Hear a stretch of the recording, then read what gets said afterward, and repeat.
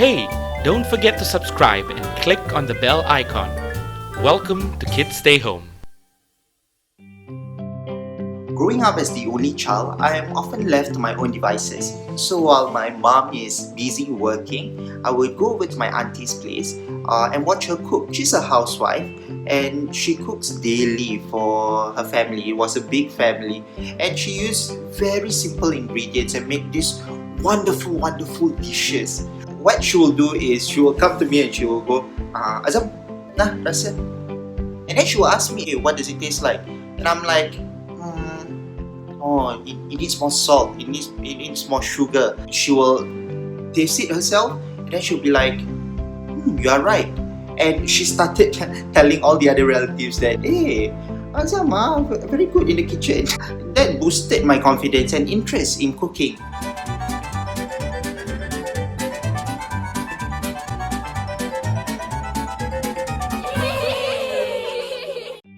Before we get started with the cooking, I would like to share with you some simple tips and tricks that you can use in the kitchen. There are 5 parts to this video. Part 1. Seasoning. Part 2. Instant products. Part 3. Herbs. Part 4. Preparation techniques. And Part 5. Cooking techniques. Part 1. Seasoning. Some of the seasonings I use in my videos are pepper, salt, and sugar. Seasonings are used to enhance the flavor of your food, be it to give it some taste or sweetness. A little seasoning can go a long way. Part 2. Instant products. This comprises of a range of products such as condiments, instant spices, canned food, food coloring. The thing I like about instant products is that it makes your life a lot easier by cutting most of your cooking and preparation time. And of course, I have my favorite brands such as Prime Paste. Another good thing about it is most of these instant products are ready to eat. That means once opened from their can or bottles, they are ready to use, ready to eat. How simple is that? Part 3. Herbs. One of the herbs that I use in my videos is pandan leaves. When using pandan leaves, I always like to cut the root. If you don't cut the root, your drinks or food will turn bitter. After that, I will tie it up. By tying it up, it will actually bring out the flavors and aroma of the pandan leaves even more. Apart from using it in food and drinks, I also like to use the pandan leaves when I grease my frying pan with oil. Part 4. Preparation techniques. Microwaving. When microwaving stuff, I always like to add a glass of water. What happens when microwaving is that it will suck the moisture out of your food. We don't want that to happen. So with this glass of water, it actually helps to retain the moisture in the food so that your food won't turn out dry. Thawing. Thawing is a process where you defrost the stuff that you take out from the freezer. For example, this chicken. It is important to let it cool down to room temperature before cooking it. Sifting. When using flour, it is important to sift it first so that your flour won't have any lumps in it. This could be done using a strainer or any sifting apparatus. This process can get a little messy, so it's important that we keep our kitchen counters clean after we're done. I recommend using a wet towel to clean all the flour up. Peeling.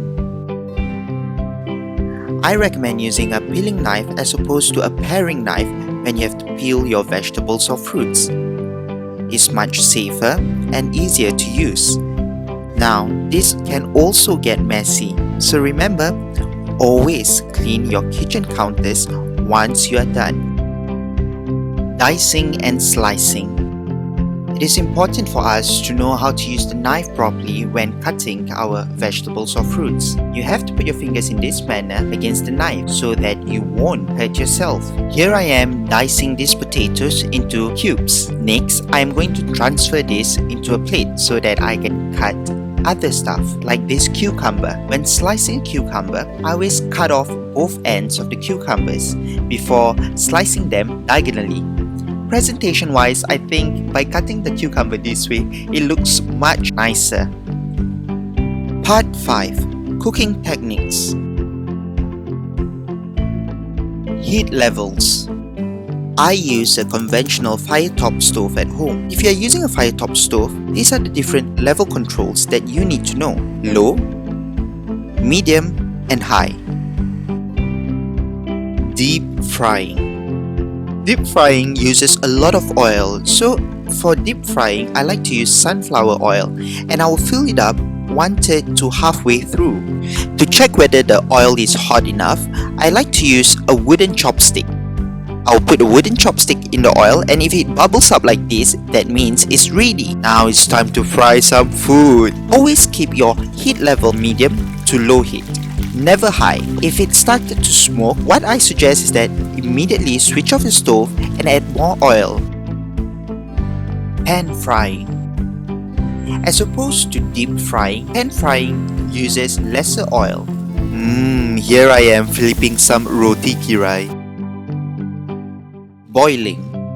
In a pan, I add boiled water and fill the pan up halfway through to 3/4 way. You can also use tap water. Once the water has simmered, I will add in the stuff I want to boil. In this case, some eggs.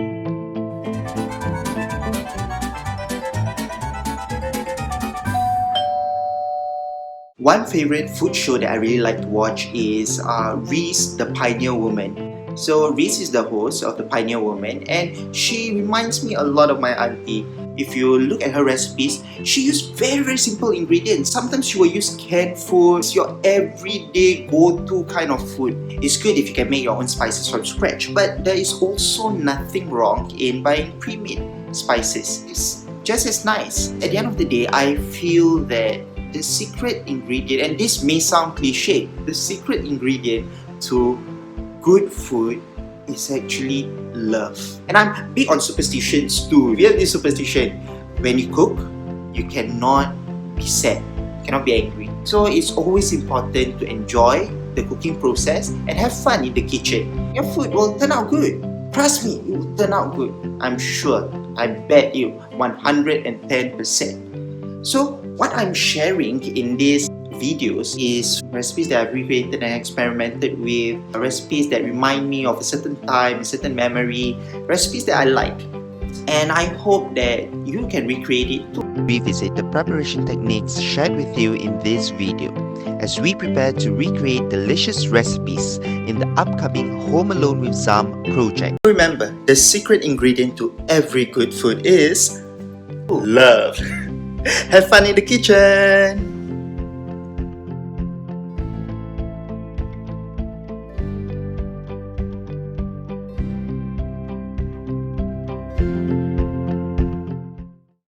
Hey! We hope that you enjoyed watching project number 2 of Kids Stay Home.